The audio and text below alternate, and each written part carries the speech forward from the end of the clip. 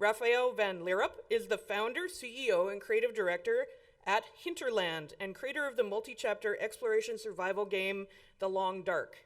Over the past 18 years, Raphael has written, directed, produced, and designed for several award-winning titles including Company of Heroes, Dawn of War, Space Marine, and Far Cry 3.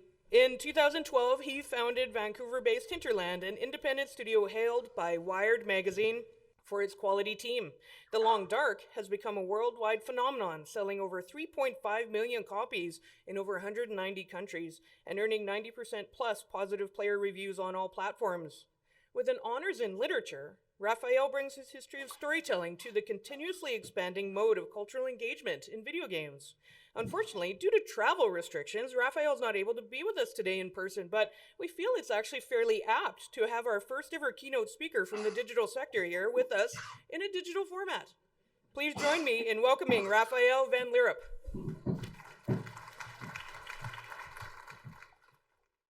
My name is Raphael van Lierop. I'm the founder and creative director of Hinterland, an independent game studio based out of Vancouver, Canada.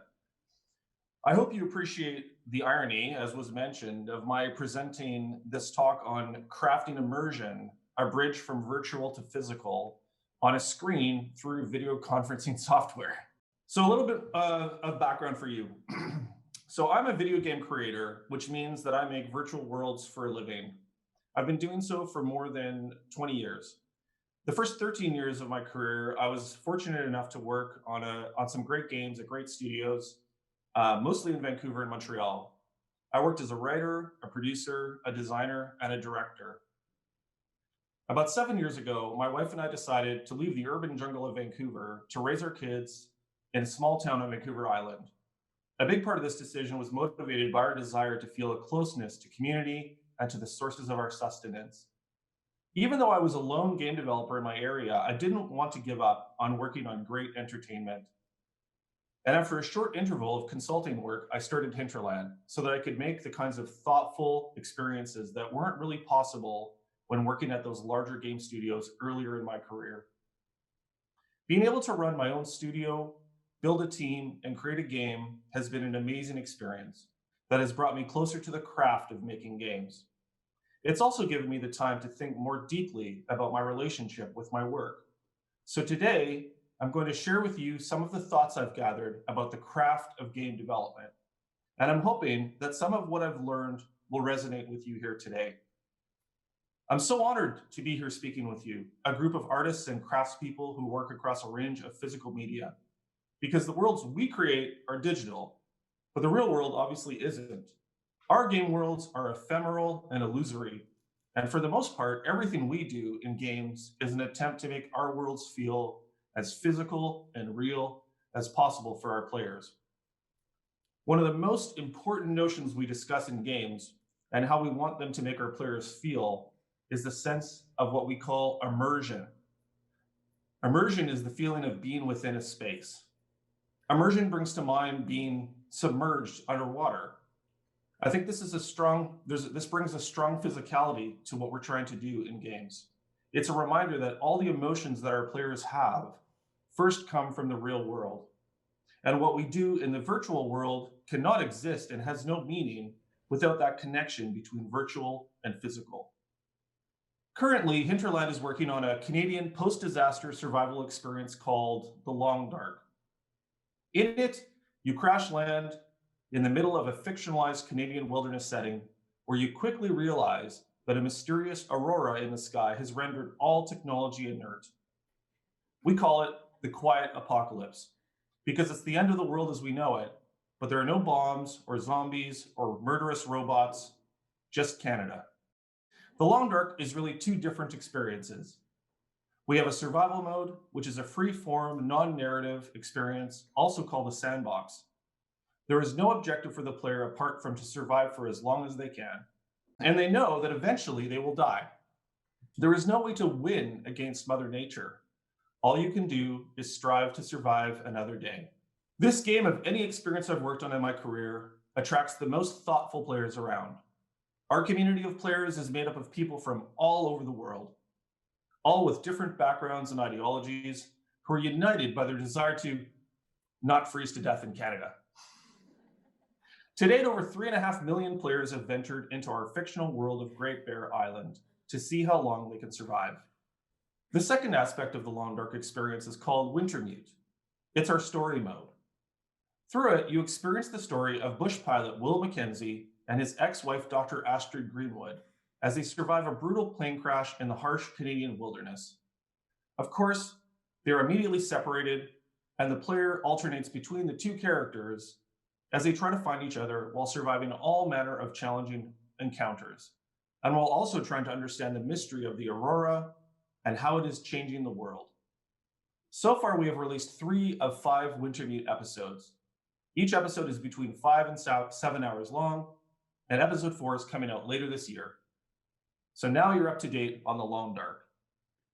I normally speak to game developers, so speaking with you at the 14th National Conference of the Canadian Craft Federation is a new experience for me. I'll admit I'm a little intimidated. I'm kind of out of my element. My hope is that some of the things I share with you about crafting and some of the thoughts I've had about the craft of game development might have some meaning for the work that you do every day. I know you all have a perspective on what craft means. You live your craft every day. You're craftspeople of the traditional sense. You work presumably in more traditional crafts than I do. You're probably painters, sculptors, jewelry makers, clothing designers, sewers, knitters, metalworkers, glassblowers, and so on. I've been asked to speak about the different forms of the idea of crafting and how the different ideas that it can take in the interactive medium of video games. So that's what I'm going to do. But before I do that, I want to talk about the idea of craft, not the act of making something, but the discipline of making something. But first, let me try to draw some kind of a connection between our worlds. My world is virtual, or at least the one I work in. Your world is physical. How are we going to create a bridge between our two experiences of what craft means? Well, it's easy to forget with how quickly technology continues to evolve and the constant trend for technology to become more and more invisible to us. Smaller phones, smaller computers, more and more computing power pushed into the cloud where you can't see it. We almost don't even know where our content exists anymore. But at one point, computer technology was really physical. I mean, if you go back to Babbage's calculating machine, it was literally a series of metal gears and cylinders whirring around like a complex clock. A mechanical computer. But you don't have to go back that far to feel some kind of connection between today's technology and yesterday's physical craft. The remnants of that physicality continue to exist, mostly in the jargon and the terminology that we use. Let me share some examples from my craft with you. When we have an issue in the game or any piece of software, something that isn't working as intended, we call it a bug. This goes back to the old days when computer programs essentially ran on circuit boards, hardware, and the circuits could get shorted and the programs, which were software, could fail because of actual physical insects that would get stuck on the circuit boards and wreck the contacts. This would create a fault in the program and would mean that engineers had to visually confirm dozens or hundreds or thousands of individual circuit boards and transistors and all kinds of other electronic stuff that we don't even know about. They would move the bug, restore the connection, and rerun the program. You can see on the slide this note on the piece of paper, relay number 70, panel F, moth in relay. And there, under the piece of tape, is the moth. That's the bug. Maybe that's the first bug. When we fix several bugs, we release a modification or a small update to the game software that addresses the issues. This modification gets sent out to all our players and is automatically added to their existing version of the game. It's a way we can fix problems that arise after the software has already gone out to our customers.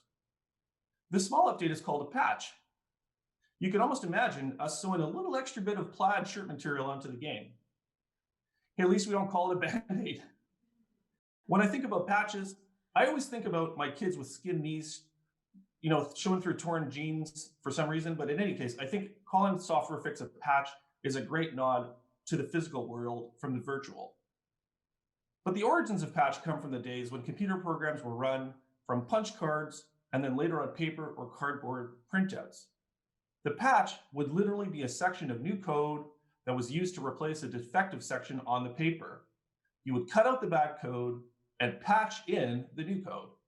These days, it's almost impossible to imagine such a slow and onerous process, but there you go. When you start a software program, or you recover a previously saved version of a game session, you load it, like something physical. Maybe loading a bullet into a gun, or loading a wheelbarrow full of manure, or an engine full of coal. But the point is, it feels like physically moving something. You're loading the program into system memory and it's running, like water or a marathoner. You're loading it so it's ready to go. To help make our job of creating software a smoother process, we create software helpers that make it easier to repeat certain tasks or to accomplish them to begin with. We call these helpers tools. For us, and for the work we do every day, these are no different than what a hammer or a set of fine wood planes might be to a carpenter. Interestingly, often, but not always, these tools are made by what we call technical artists. They're technical because the work they do is like mechanics or engineering. Software engineers are building something in software. Engineers, like the people who run trains or build bridges. Physical things. The things the player does in the game, the systems that they interact with and control to get what are hopefully desirable outcomes for them, are called game mechanics. Game designers and gameplay programmers work together to create these individual mechanics. The mechanics work together in complex systems, which are what the game experience is based on.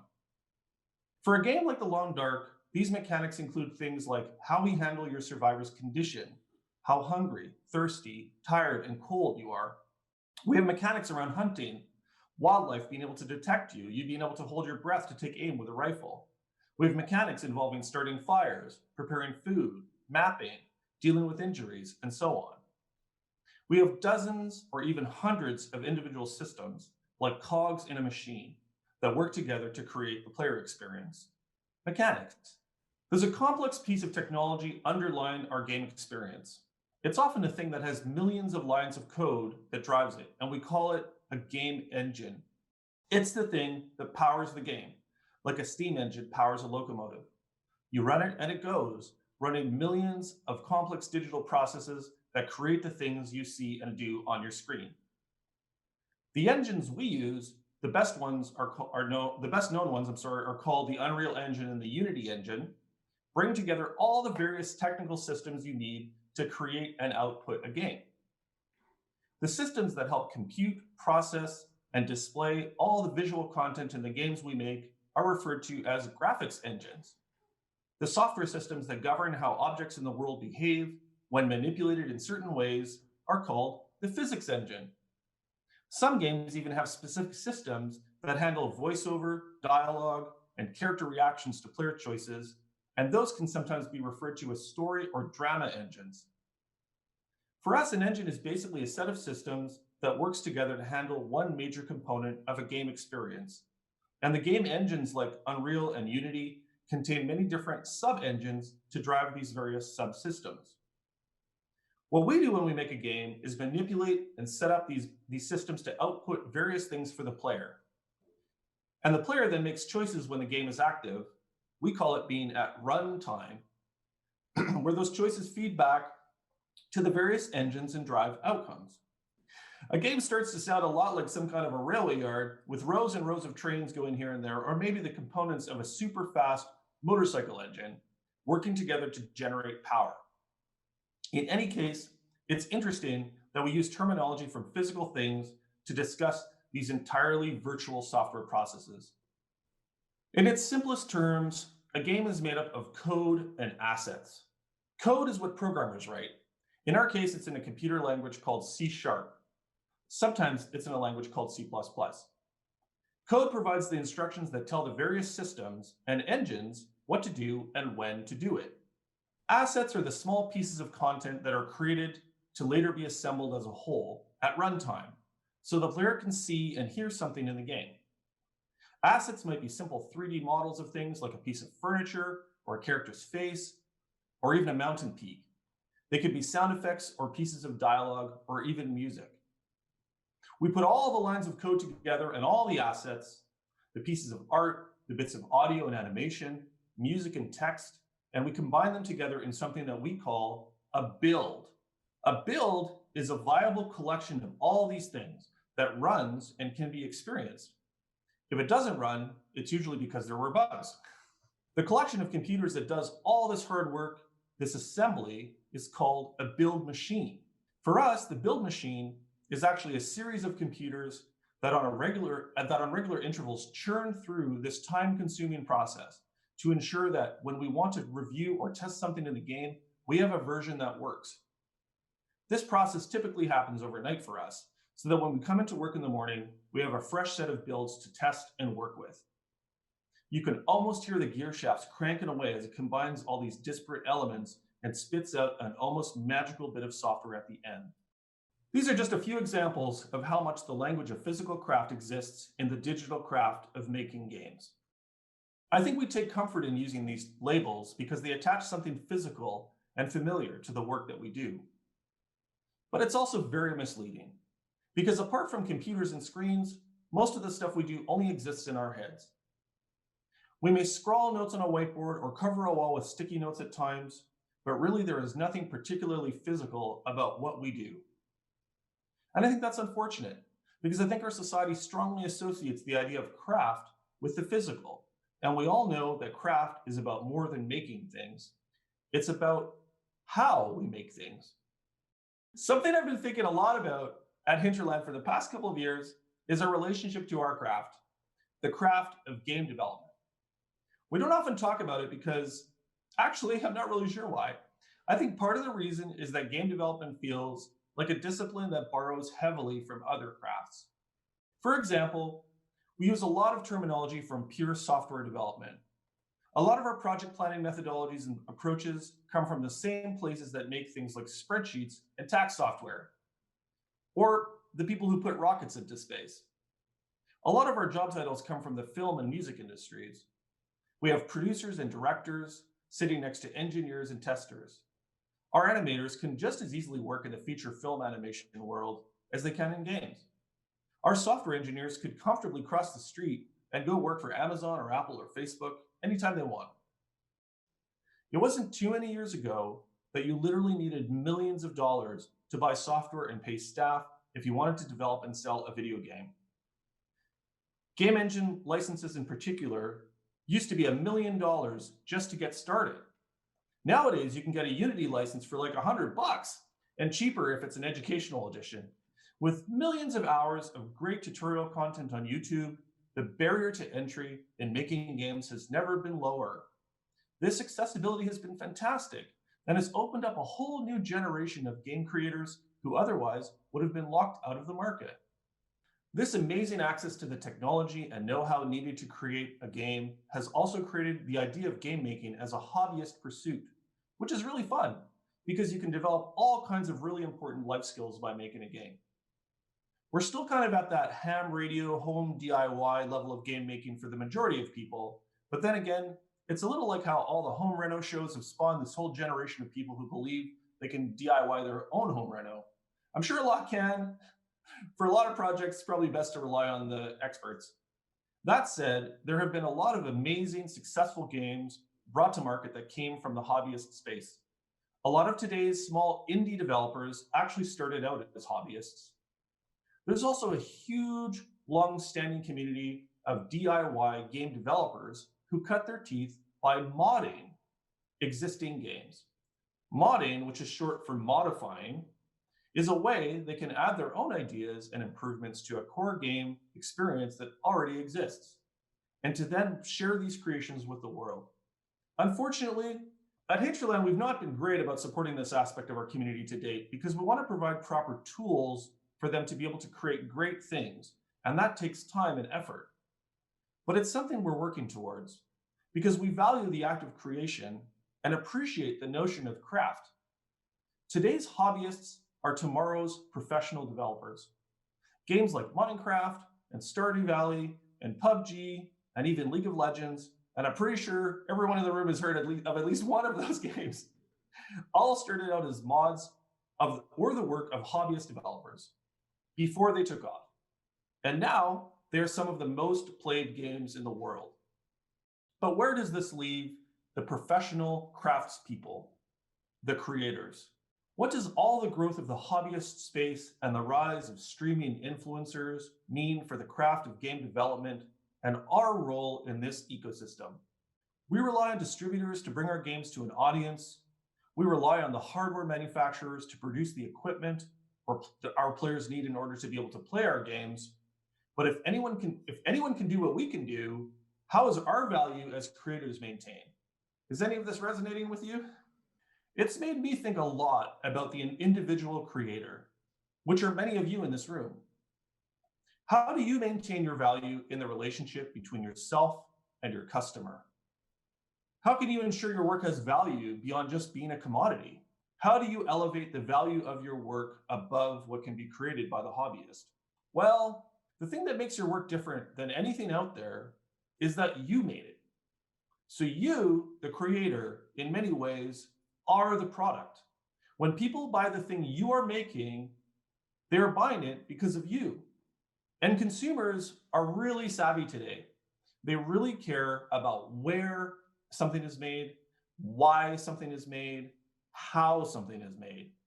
The thing you make has to align with their values if they're going to buy it. And if your values align, their support of you is about more than just the thing you have made that they have bought.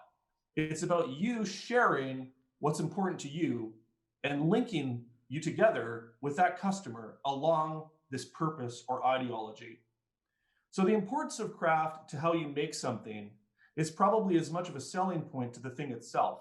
So don't be shy to share information about your unique approach, your values, your inspirations.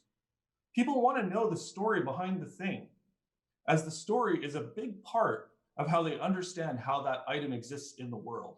It's one reason I love old things so much. I love the stories that they can tell. And having those old things is like collecting stories. And the story of Hinterland's origins and the ways the Long Dark grew out of the community involvement is part of our story. And whenever someone buys the Long Dark and plays it and shares an experience about it, they become part of that story too. I'm not sure if that feels relevant to the kinds of things that you make, but I have a feeling it might resonate a lot with the people who discover your work. One of the original requests for this talk was that I discuss the importance of the idea of crafting in games. A lot of games have this notion that the player needs to collect resources or raw materials from the game world, and that they can then, using specialized skills or tools, turn those raw materials into useful items. This is a core mechanic for a lot of games, particularly in the genre called survival craft, which games like Minecraft and to a lesser degree, The Long Dark are part of. Now, admittedly, The Long Dark is the game I know the most about in the whole world, and while it does have crafting in it, crafting is not as core to our experience as it is to a game like Minecraft, which lives or dies based on it. But I can definitely speak to the importance of these systems and why they are so compelling to players, particularly in the context of The Long Dark. And maybe in understanding that, we can understand something more about the importance of the idea of craft itself.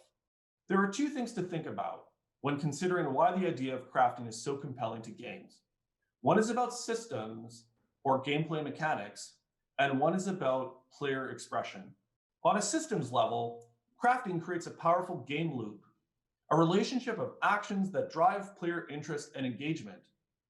Seeking out raw materials, harvesting them, dealing with ideas of scarcity, having to deal with inventory maximums, tool creation and maintenance, and then bringing all these things together into specific locations to then have to make things.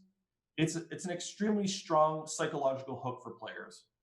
Compelling games also often have what we call progression systems, skill trees that players or the characters that they play in the game worlds can improve over time, and which by improving unlock access to new capabilities.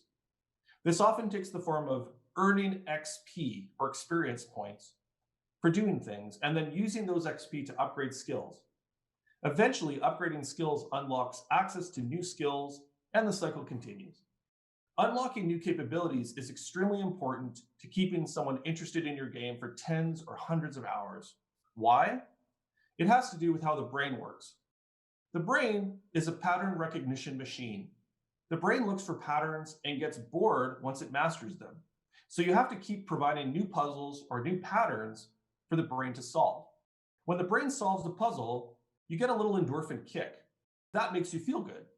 So there's a psychological and a physiological impact to mastering these systems. Unlocking new patterns through skill upgrades is also super rewarding, and it's a compelling game loop. I like to think of it as a gamified expression of completing a to-do list. There's a great book by a game designer named Raph Koster. The book is called A Theory of Fun. Raph breaks this stuff down really well, and I highly recommend you pick up a copy if any of this seems intriguing to you. Also pick up a copy if you can. It might not make you better at your craft, but it might make you better at Minecraft. The sense of progression and getting better at skills feeds into a strong motivation for players, which is to feel a sense of mastery over the game environment. Crafting is another avenue for this same idea. Being able to craft things that help you have more comfort in the game world and a stronger sense of mastery over the obstacles in your path is part of what keeps players engaged in an experience. The more of this you can provide in your game, the more invested the player will be. This means they're more likely to keep playing your game, which is what you want.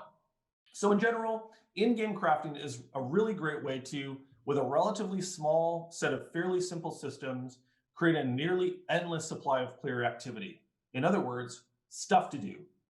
And if you build it correctly and provide the right incentives, players will happily go around collecting the same things and building the same things over and over and over. This is ultimately the heart of Minecraft, which has billions of player hours at this point in its life cycle. Even The Long Dark has tens of millions of player hours logged. As I mentioned, crafting isn't as core to our game as it is to Minecraft, but as The Long Dark is a wilderness survival experience, we do include a range of harvesting and crafting activities to keep the game interesting and also to help satisfy players' survival fantasies. There's a level of expectation that these mechanics, this content will just be part of the experience because it's a survival game. So for example, we have a variety of natural items that can be found in the game world. Things like reishi mushrooms, old man's beard lichen, rose hips, or birch bark, and so on.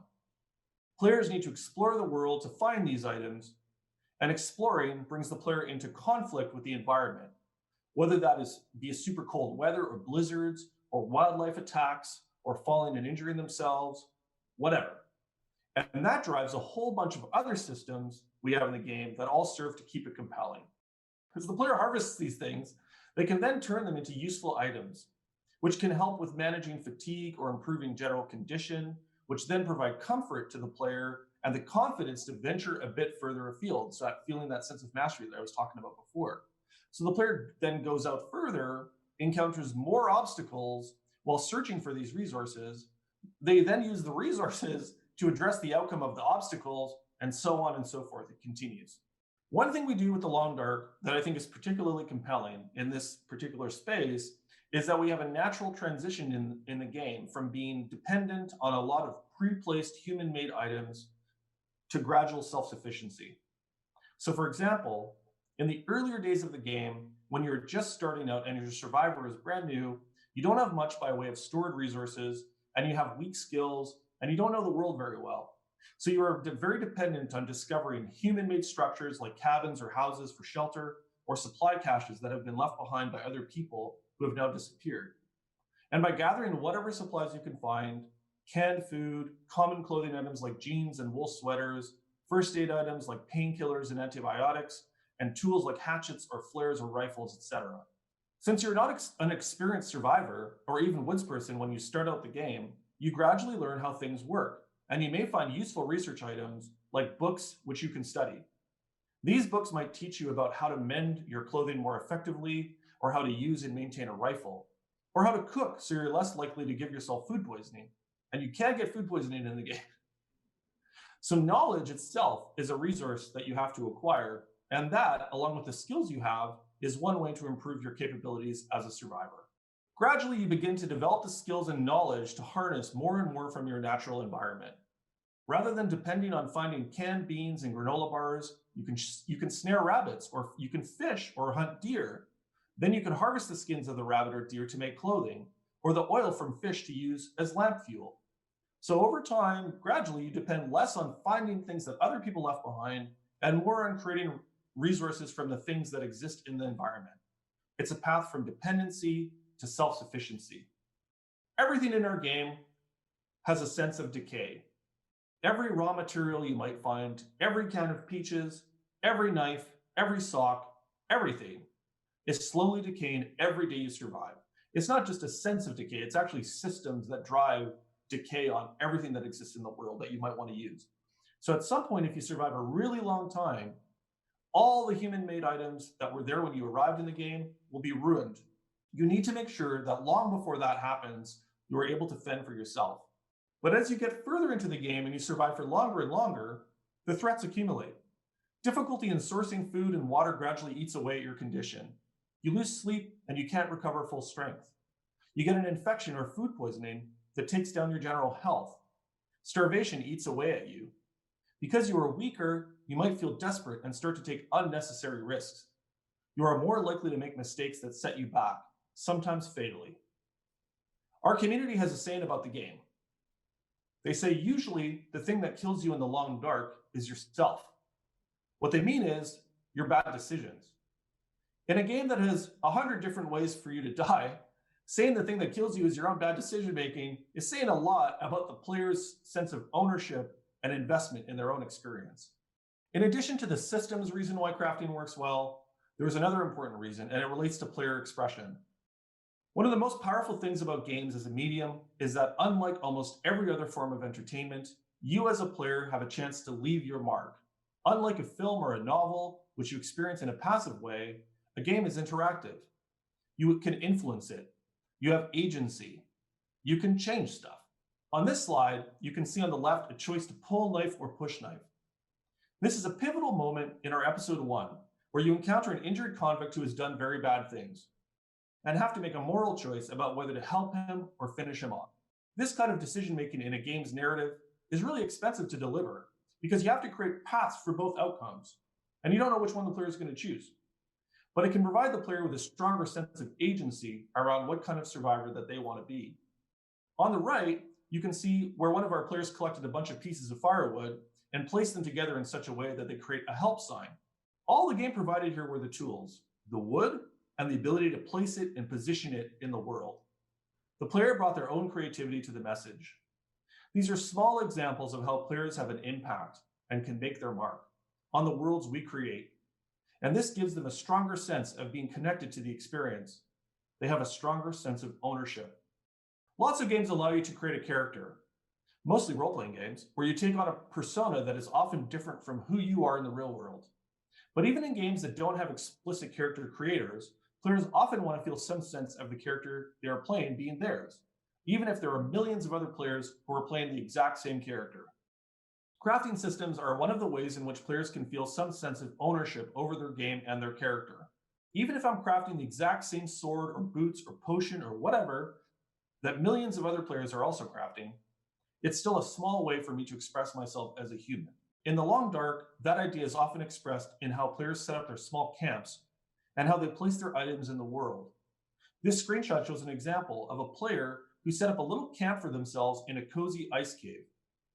This is a small way for them to feel some sense of ownership. It's their camp. They can stay here, they can share screenshots of it with their friends online, they can arrange it all the way they like.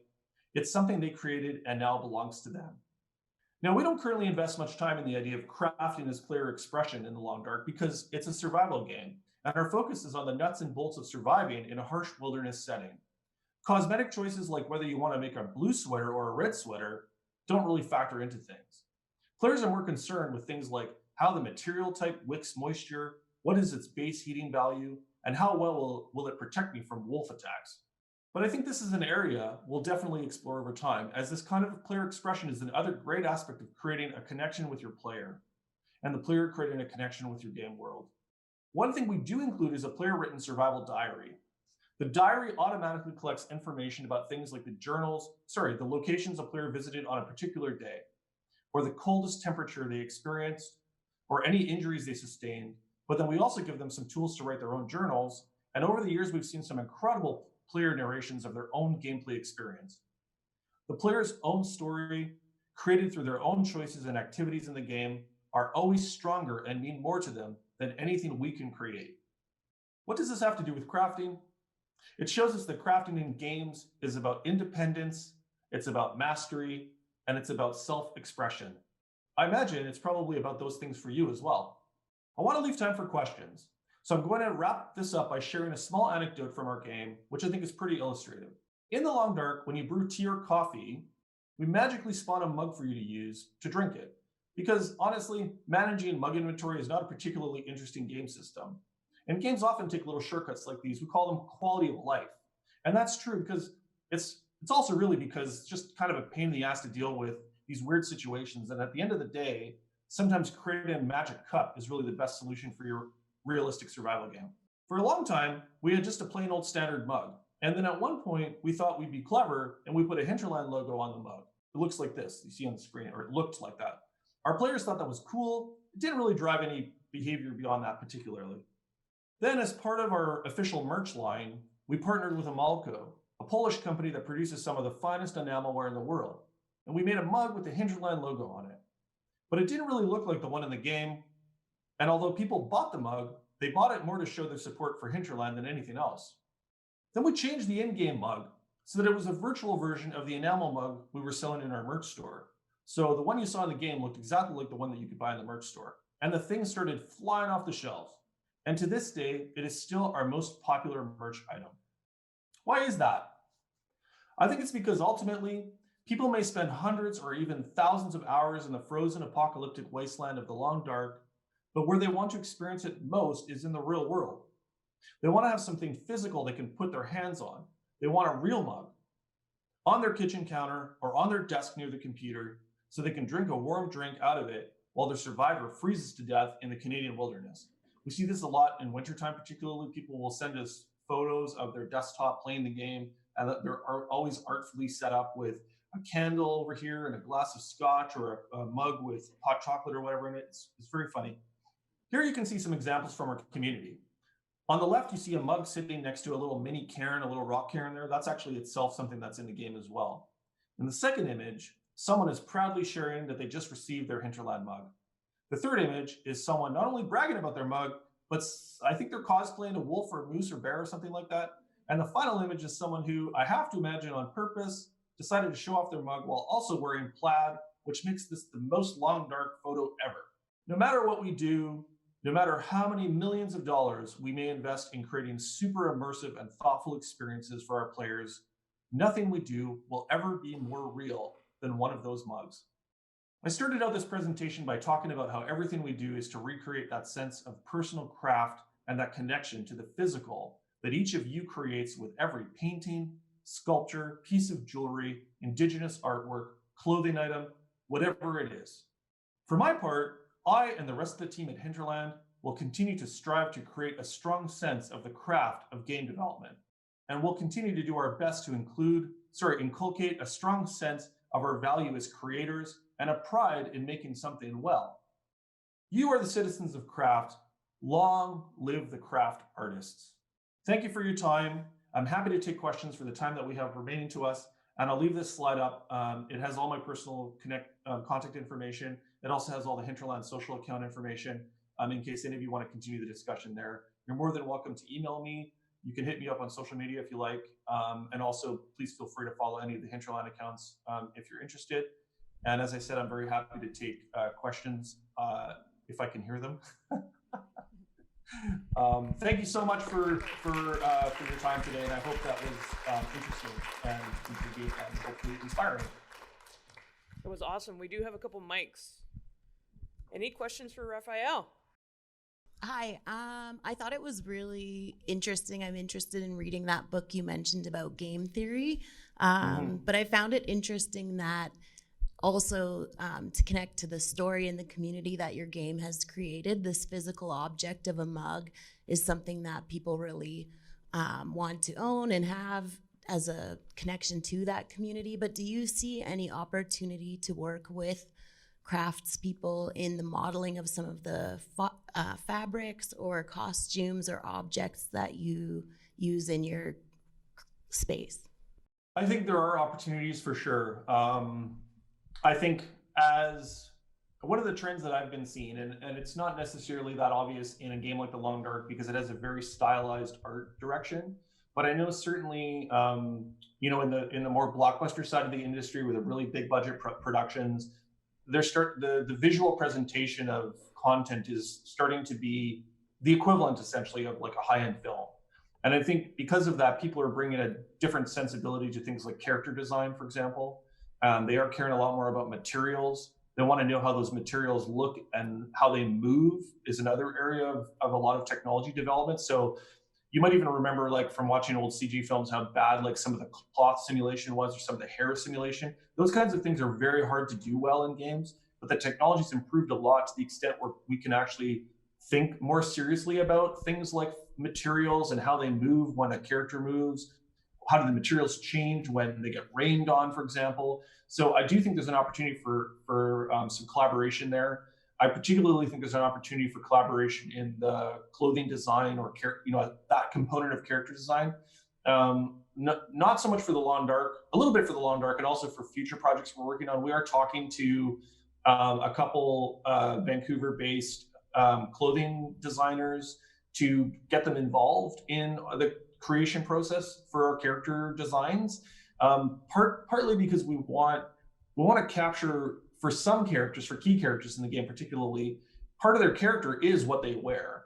And we want to be very mindful and thoughtful about how we approach that design, because we know that there's this strong connection potentially between what the character has and wears and what our players may want to wear. And one example of this might be, if you watch The Walking Dead, you have Daryl with the vest that has the angel wings embroidered on the back, or there's other examples from games as well. The Assassin's Creed kind of hoodie or hood that the character wears, you see now translated as a hoodie that fans want to buy. Like, there's definitely some thought about how to create that stronger connection, mostly for the reasons that I outlined with the mug example, which, to be clear, is just one small example of how I think those ideas manifest. But to answer your question more directly, I think there's an opportunity for collaboration on clothing and materials design, for character design, not just to exploit kind of merchandising opportunities, but because players have greater expectation over what these characters look like, how they move, that the materials that they wear reflect reality as much as possible. And I think, as technology continues to improve, we can put more time and thought into these things than we might have been able to do previously. I have a question for you related to actually to do with the craft of the animators on your projects. And I'm actually wondering, do you do work in VR? And what, if you do, what role does that play in the work that you do? And then I'll tell you why I'm asking that. I'm making the wrong way. No. That's okay, I'm here. No, we don't, we're not currently developing actively in VR. We have VR gear in the studio. We have people on the team that have worked in VR. We've done some experimentation in VR.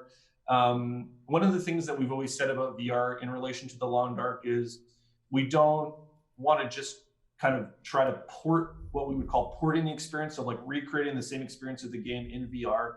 VR is an almost completely different medium in a lot of ways. Okay.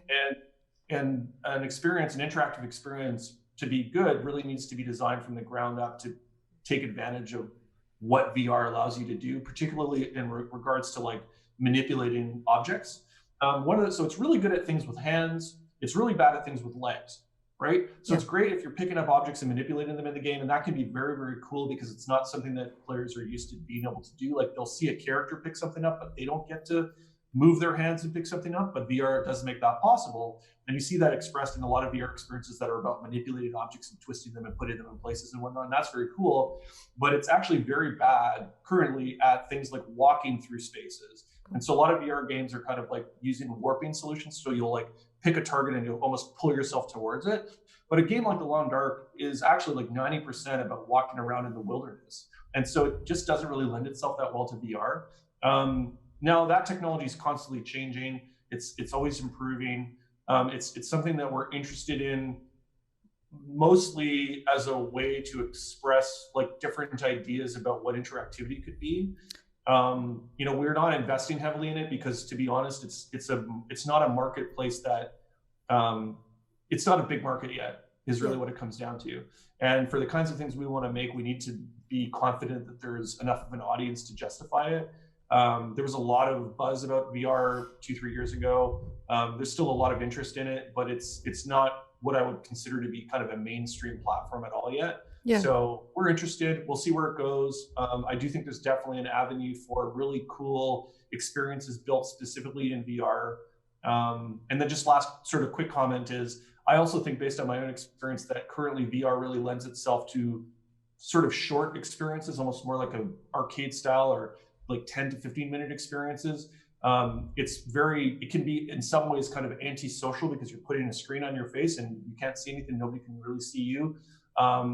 It's not ideal for the kinds of experiences that we want to make at Hinterland, which tend to be about immersing yourself in these environments and staying in them for, tens of hours, well, not tens of hours at a time, but, hundreds of hours over the course of many game sessions. So that's why we haven't invested heavily in it, but I do think it's an exciting platform. Cool. So did you want to explain the Yeah, I reason? did. So really interesting that you went straight into sort of the VR experience for the players. And in fact, I come from Emily Carr University, and I'm with a research center that is very much about material practice. But recently, because the space is right next to a whole bunch of people that are working in VR, we began to use VR as craftspeople, as a way to make. And so I was actually wondering about, the potential for people who are developing a craft, sort of the embodied way of being able to use VR to make, as opposed to being in VR to play. And so I was wondering if that had ever come up in the work that you do. So, do you mean like I'm just trying to imagine what that would look like blacksmithing in VR, you mean, that kind of thing? Yeah, like literally going into a room and making the assets in VR. Interesting. Yeah. I mean, I don't know that much about it. I think it's interesting. I know that VR and AR are being used a lot in like education, manufacturing. I think there's a lot of really cool opportunities with training, for example. There's lots of research, if you want to look for it, you can easily find it, about drawing strong correlations between learning and interactivity. How people learn more quickly and more effectively when they can do something than listening to someone talk about it, for example. So I think there's a lot of cool opportunities there. I mean, we can even go back to flight simulators, for example, to think about how people play flight simulators and to some degree those skills cross over into actually flying planes. I can't see any reason why it wouldn't also be useful for things like virtual crafting. In a small way, it almost seems a bit funny, like, especially given the talk that I just gave is all about trying to make that connection with physical reality, think about taking a step back into virtual reality. But there's a great piece of software. It's an experience. The name's escaping me right now, but it's essentially like a sculpting experience that I think it was designed by Google, where you can go into a virtual space and it's very artistic. You can kind of create these 3D paintings. Is it Tilt? Are you familiar with this? Have you heard of it before? Yeah, I can't hear you, but I guess you have. So that's actually, I think, a really cool expression of that idea. And people are creating amazing pieces of art in that space as a different kind of medium. And I think maybe that's an indicator of kind of what could be possible. Yeah, so I guess my question is kind of an extension of the last question, but from a different angle. Seeing a lot of games being developed that really lean into the creator side of it. For example, I just read a review last week of a game called Dreams. I don't know if you've heard of it, yes. Where there's like a strong element of design and sculpting, and you can add in like voice acting and that kind of stuff, like really create your own game. Are you hoping that more people get into those games in order to transition into gaming as a profession? Like, are you people in this room who are artists who would want to try that game out? And then are you hoping to see more people from different backgrounds get into gaming through that kind of thing? So it's sort of two questions. Am I hoping that people from different backgrounds get into game development? Absolutely. I think that diversity is super important. We have people on our team that, yes, they've developed experience in game making, but they come from different backgrounds. A lot of them come from fine art backgrounds. So I think that's always important, and I think our industry needs that in order for the ideas to continue to be fresh. I think games like Dreams are great platforms for player expression and creativity. Honestly, just like Minecraft, I watch my kids play it and I see all the things they do, and there's a lot of creativity that goes into that. And I think that in a way, it's nice to see that as a parent, because it removes a little bit of that stigma around games only being time wasters. I think there are opportunities there. I know, to be clear, there are a lot of games that are time wasters, but I think there are games like Dreams that do allow for a lot of creativity. Whether people play that and decide they want to become game developers, maybe. I know a lot of people who become game developers because they started out as game players, just like I mentioned, filmmakers, are a lot of times people who grew up making films, et cetera, et cetera. So I think if it introduces people to the idea of making games and that's something that they become passionate about, that's wonderful. And I also think if it only is a platform for people to express themselves creatively, in a way that makes them feel good, then that's even better. One more. Hi, thank you very much, Raphael. It was wonderful to listen to you, and Thank you. I appreciate the difficulty of being where you are by yourself and having no interaction directly with the audience. But I'm interested in your positioning yourself, trying to dissect the process of thinking in a craft way through everything that you're doing. The definition of craft and how people self-identify is changing rapidly with the new tools and everything. So I'm wondering if where you position yourself in that. And I'm not trying to put you, I don't know, to challenge you or anything at all. I'm just very curious about if you see yourself as using the process of craft for your work, or if you self-identify as a craft person. And just out of curiosity, where you position yourself in the world of craft right now. Thank you for the question. It's a great question. I don't feel challenged at all, but if you wanted to challenge, that's cool too. I think part of what I was trying to express in the earlier part of the presentation as I was working through this idea is, I think I can't speak for game developers as a whole, but I can speak for myself and I can speak for my team, who are a group of people who've come together, under this Hinterland umbrella to bring a certain thoughtfulness to the approach that we take to our work. I think calling ourselves craftspeople, or if I call myself a craftsperson, particularly sitting in front of a room of actual craftspeople, feels kind of pretentious. And I think it's partly the reasons that I outlined. We have such a strong association with craft being a hands-on physical thing. And I think about, friends or members of my family even who are very skilled at certain crafts and all the work that they have put into that. I think it's an interesting, the topic and the fact that, that I'm able to speak to you today about this has really got me thinking a lot about what game development is as a craft. And because our medium and our discipline is still relatively new. I mean, when we talk about it, really game development has only been a thing for 20, 30 years, as opposed to blacksmithing, which has been a thing for a lot longer than that, for example. We're still finding our place. I think that I would like to believe that if we're more mindful and more purposeful about it, that we can make game development more of a craft, and then all the positive things that come with that are things that will be realized over time. I don't think we're there yet. Am I a craftsperson? I'm not sure. It feels a little bit like saying that you're an artist, which to me, if I said that I was an artist, I also feel is pretentious. So I think we're still finding our way. I think there's an aspect of game development that still can feel kind of lowbrow for people. So in our way, we're trying to elevate the quality of work. We're trying to elevate the thoughtfulness of our experiences and the discourse that we have with our players in our community and with the world at large, which is one of the reasons why I'm here with you today. So hopefully we'll get there. That's a bit rambling. I hope that kind of touched on the question. It was an interesting question. It's a good question. Thank you, Raphael, for bringing a new perspective and experience to the discussions today. Great questions. Thank you very much.